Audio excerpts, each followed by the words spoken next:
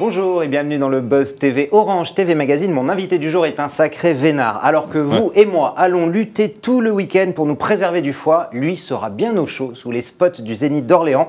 Et pour couronner le tout, cet animateur verni sera entouré des 33 plus jolies filles de France, pour peu qu'il touche encore l'euro-million. Et on pourra dire qu'il est l'homme le plus chanceux du monde.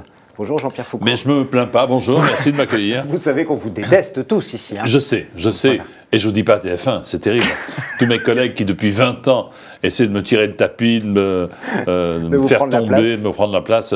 Mais je m'accroche, c'est mon 20e anniversaire avec les Miss. C'est vrai, et bon anniversaire Jean-Pierre. J'avais donné suffisamment d'indices dans l'intro pour qu'on sache que l'élection de Miss France 2015 donc, a lieu demain, samedi, ce sera sur TF1, à 20h50 en prime time. Ma question est simple, la première. Hein. Allez-vous dormir samedi à Orléans? C'est une excellente question. Je vous réponds oui, car pour mon plus grand bonheur, quand on se couche à Orléans, on se réveille également à Orléans, et c'est pourquoi j'ai décidé d'y rester. Alors sans aller plus loin, juste un petit mot. Vous aviez été surpris l'an dernier par cette mini-polémique qui s'était poursuivie avec le maire de Dijon sur scène. Non, le maire a été sympa, parce qu'il m'a appelé, il m'a dit, écoutez, je m'en fiche éperdument. Il a eu ce trait d'humour vis-à-vis des Dijonnaises et Dijonnais. Moi, j'ai eu ce trait d'humour, car je considère que c'en était dans une émission d'humour que présentait Ardisson.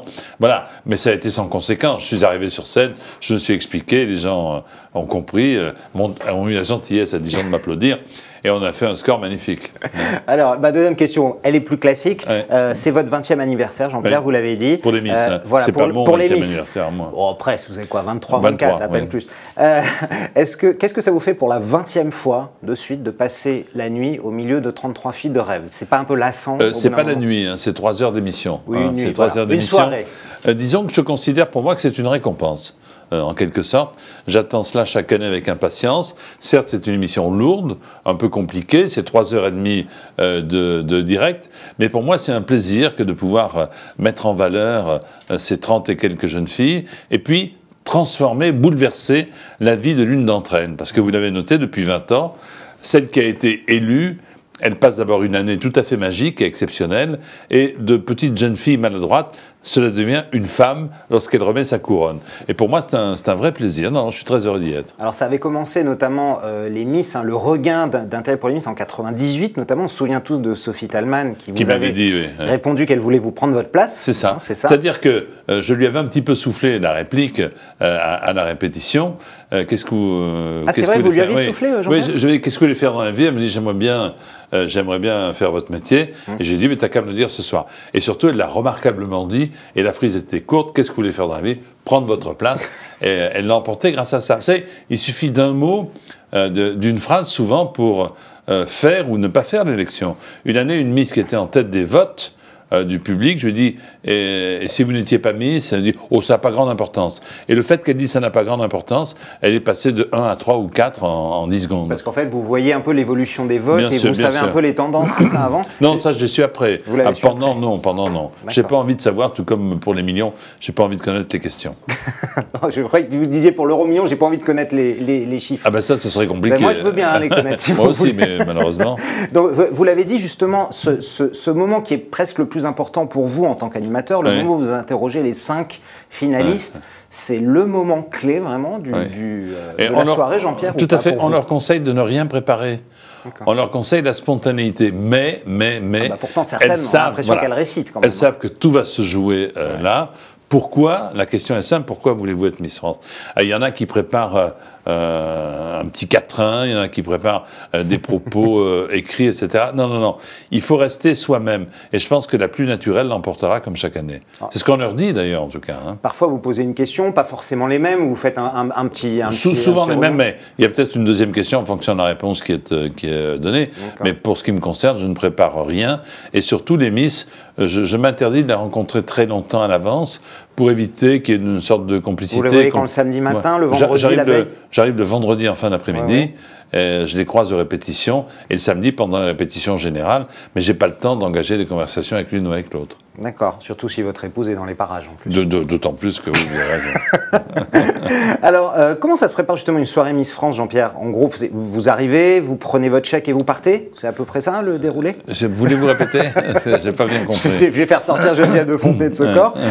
Non, comment ça se passe? On va en parler juste après, puisque vous avez fait un buzz cette semaine chez Cyril Hanouna. C'est une grosse émission, lourde, 3h30 de direct, une mécanique bien rodée, avec 30 jeunes filles qui, jusqu'alors, n'ont jamais dansé ensemble, sauf en République dominicaine, lorsque on leur a appris les chorégraphies qu'elles devaient faire. Donc, on fait un grand spectacle de professionnels avec des amateurs. Qui sont 15 jours avant, hein, on le répète pour les qui sont 15 jours avant. Oui, oui. Et généralement, ça se passe remarquablement bien. Elles le font toutes très très bien. Et puis, le spectacle il est aussi de l'autre côté de l'écran, puisque chacun à la maison a son choix, a son idée, veut favoriser sa région, dit celle-là, elle est mieux que l'autre, etc.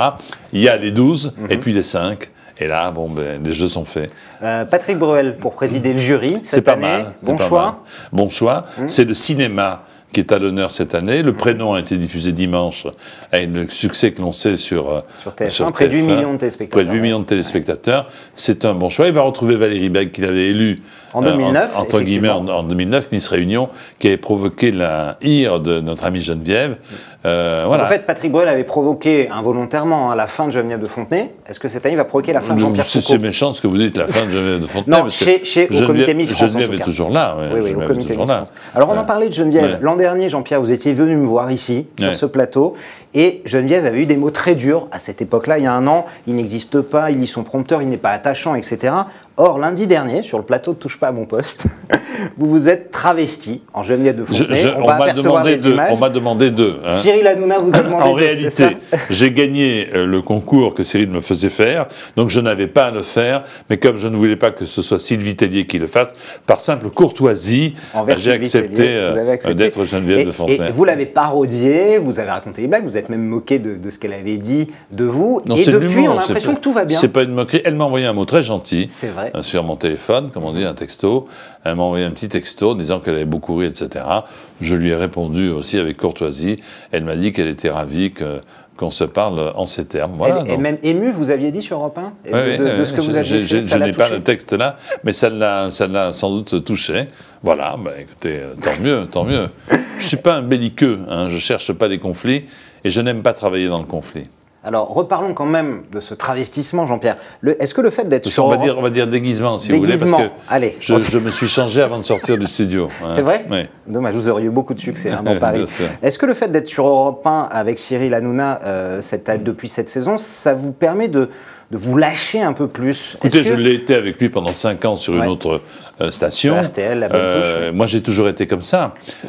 Disons que certains me voient peut-être, ou m'ont vu un peu lisse dans Sacrée Soirée, qui était une émission où je recevais, et par principe, lorsque je reçois quelqu'un chez moi, je suis assez bien élevé, cela tient de mon éducation. Par contre, au million, je me lâche.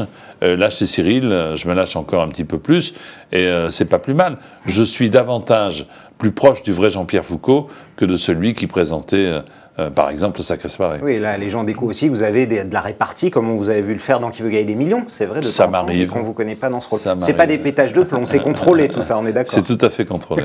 Est-ce que Europe 1, pour vous, c'est le ballon d'oxygène dont vous aviez besoin après toutes ces années passées à RTL? Et puis c'est un retour aux sources pour moi. Oui.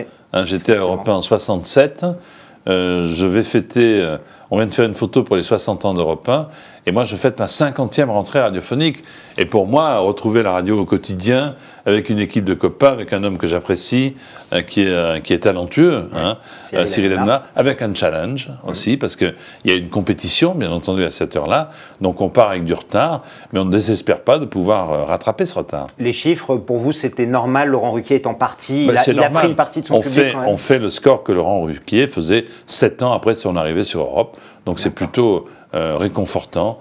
C'est ce que nous ont dit Denis Oliven et Fabien Lamias lorsqu'ils nous ont reçus une coupe de champagne le jour des sondages. Vous voyez, donc, coupe de champagne à la main. Et sur RTL, le succès de Laurent Ruquier, il vous surprend? Je ne vous demande pas une analyse, mais vous êtes surpris qu'il fasse bien? Je ne ferai pas de commentaires. Je félicite Laurent. Je n'ai pas écouté l'émission. Je ne ferai pas de commentaires. Mais si j'ai un conseil à vous donner, c'est de nous écouter plutôt sur Europe. Alors, vous animez aussi, depuis l'année dernière, le loto et l'euro million sur TF1. Oui. Si vous gagnez un jour le gros lot, vous arrêtez la télé? Non, pourquoi? Non. Non, j'ai pas très envie d'arrêter de travailler. Lorsque le public me prendra par le lobe de l'oreille en me disant « ça suffit maintenant, j'arrêterai. On vous a assez non, mais moi j'ai la chance, une chance inouïe, ce qui n'est pas la chance de chacun, de faire un métier qui me plaît. Hein. Donc je suis content d'aller au travail, alors que certains n'aspirent qu'à prendre la retraite, justement parce que le travail est pénible pour eux. Je comprends ça. Pour l'instant, je n'ai pas envie, mais je suis un petit peu en retrait par rapport aux activités très denses que j'avais les années passées, ce qui est normal. Hein. Il faut laisser la place à la génération montante, aux générations montantes. Hein. Question de béotien, Jean-Pierre, ça a l'air tout bête. Ouais. Vous, en tant qu'animateur du loto de l'Euromillion, vous avez le droit de jouer? Bien sûr. Oui. Mais le président du loto aussi. Oui. Comment voulez-vous organiser un tirage? C'est impossible. Hein. D'accord. Bien sûr qu'on a le droit. Et d'ailleurs, sur le plateau, nous jouons. On ne gagne pas souvent. C'est vrai, vous ne gagnez pas grand-chose. Si, cette année, je dois dire, je dois avouer, j'ai gagné 2,30 € en une année. Pas mal. C'est pas mal. Je ne dis pas combien j'ai misé.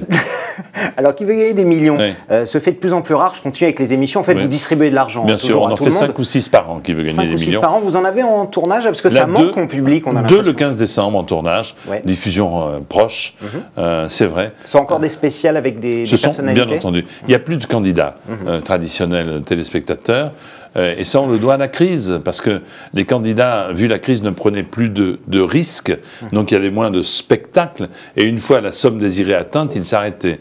Et donc, le téléspectateur y trouvait un moindre intérêt. En revanche, pour les associations... Ça s'est vraiment expliqué par ça? Oui, je pense. Oui. En revanche, le téléspectateur aime bien voir des gens à qui il peut vraisemblablement rien arriver, être en difficulté pour une question à laquelle il pourrait répondre eux-mêmes. Est-ce que vous avez d'autres projets avec TF1, Jean-Pierre? Il y a un peu moins d'un an, vous nous aviez parlé d'un pilote de jeu. Que j'ai fait, qui n'a pas été retenu. Qui n'a pas été retenu, Qui n'a pas d'accord. été retenu. Mais vous avez régulièrement des projets Bien nouveaux entendu, qui viennent? bien Ouais. entendu. Mais je ne les appelle pas forcément de mes voeux. Hein. Comme je vous l'ai dit, je souhaite prendre un petit peu de recul. Je pense qu'avec 5 ou 6 qui veut gagner des millions, avec les 100 plus grands sur TMC, avec une centaine de tirages de la Française des Jeux par an, avec Europe 1 du lundi au jeudi, je pense que c'est déjà pas mal. Hein. Oui, ça vous fait Pour déjà quelqu'un pas mal. qui prend un peu de recul, c'est pas mal. Mais vous êtes quand même donc sollicité par la chaîne Bien ou sûr, les bien producteurs, entendu, quoi. bien entendu. D'accord. Merci beaucoup Jean-Pierre Foucault. Merci de m'avoir reçu, en Merci tout d'être cas. venu. Donc je rappelle qu'on vous retrouve demain soir. C'est à 20h50 sur TF1 en direct d'Orléans. Ouais. L'élection de Miss France 2015. Sacré Vénard, on vous le dit Merci. encore. Et on sera devant la télé pour À vous demain, regarder. donc, à demain. Le Buzz TV revient Merci. demain avec un nouvel invité. Et nous recevrons également Miss France la semaine prochaine au Buzz TV.